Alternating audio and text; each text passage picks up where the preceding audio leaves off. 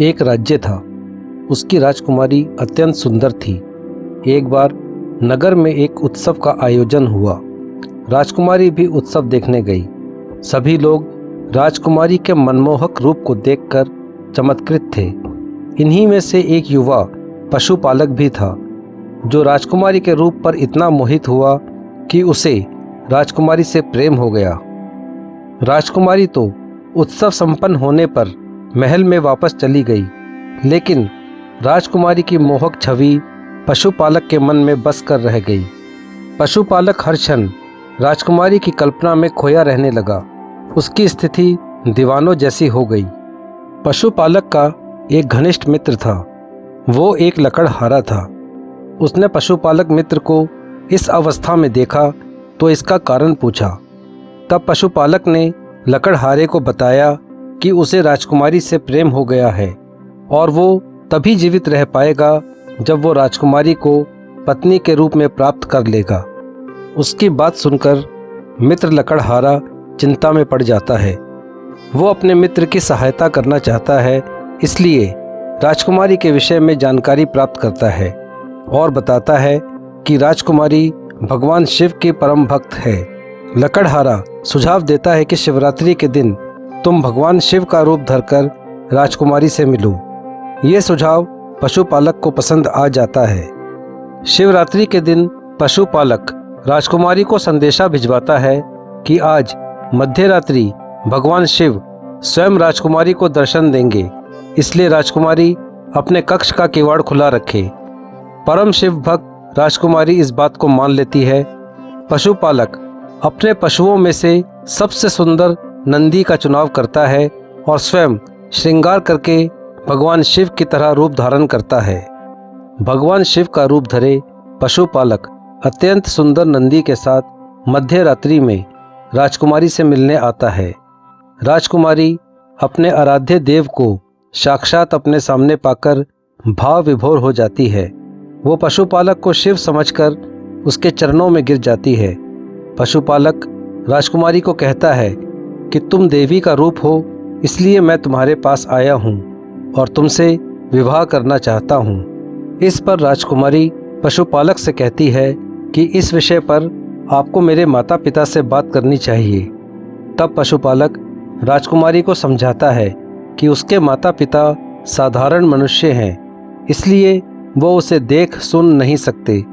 तुम देवी का रूप हो, इसलिए केवल तुम मुझे देख सुन सकती हो। हमें छिपकर विवाह करना होगा। राजकुमारी भगवान शिव का रूप धारण किए हुए पशुपालक की बात मान जाती है और पशुपालक से विवाह कर लेती है।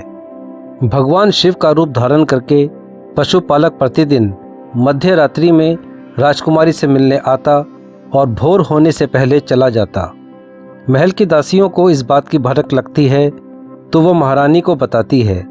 महारानी महाराज से बात करती है कि मध्य रात्रि में कोई छुपकर राजकुमारी से मिलने आता है। महाराज और महारानी राजकुमारी से बात करते हैं तो राजकुमारी सत्य बता देती है। महाराज और महारानी इस बात पर बहुत प्रसन्न होते हैं कि उनके दामाद कोई और नहीं, स्वयं देवों के देव महादेव हैं। महाराज और महारानी राजकुमारी को अपने दामाद से मिलवाने के लिए कहते हैं। तब राजकुमारी कहती है, वो साधारण मनुष्यों को दर्शन नहीं देते, आप चाहें तो छुपकर उन्हें देख सकते हैं। मध्य रात्रि को जब पशुपालक भगवान शिव का रूप धरकर राजकुमारी से मिलने आता है, तब महाराज और महारानी उसे छुपकर देखते हैं और उसे भगवान शिव समझकर गदगद हो जाते हैं। महाराज इस बात से दंभ में आ जाते हैं कि उनका दामाद भगवान शिव है, इसलिए अब उनका राज्य भी अपराजय है। वो अपने राज्य के विस्तार की योजना बनाते हैं और सीमावर्ती राज्यों पर आक्रमण कर देते हैं। शीघ्र ही महाराज का दाव उल्टा पड़ने लगता है और राज्य चारों ओर से शत्रुओं की सेना से घिर जाता है। परंतु महाराज अधिक चिंतित नहीं होते, क्योंकि उनका दामाद तो देवों का देव महादेव भगवान शिव है। महाराज राजकुमारी से कहते हैं कि वो अपने पति भगवान शिव से उनकी सहायता करने के लिए कहे। राजकुमारी पशुपालक से उसके पिता की सहायता करने के लिए कहती है। पशुपालक सहायता का आश्वासन तो दे देता है, परंतु स्वयं चिंता से घिर जाता है। वो तो एक साधारण पशुपालक है, न युद्ध करना उसके वश में है और न ही वो राजकुमारी को छोड़ सकता है। तब पशुपालक एक युक्ति लगाता है।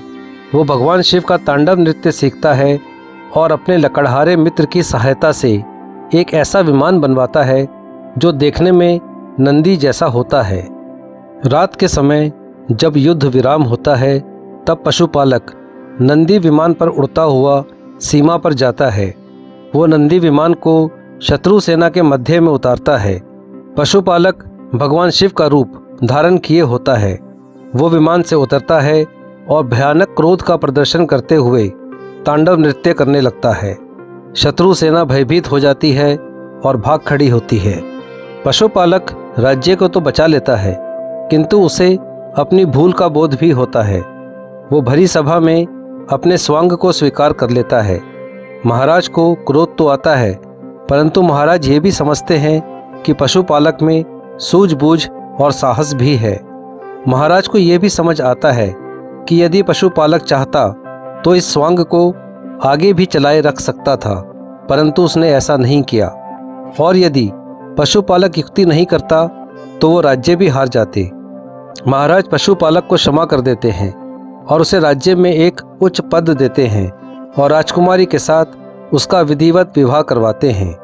पंचतंत्र की ये कहानी सिखाती है कि युक्ति से किसी भी समस्या का समाधान किया जा सकता है, और ये कहानी ये भी सिखाती है कि अपने स्वार्थ के लिए बोले गए झूठ का परिणाम बहुत भयावह हो सकता है।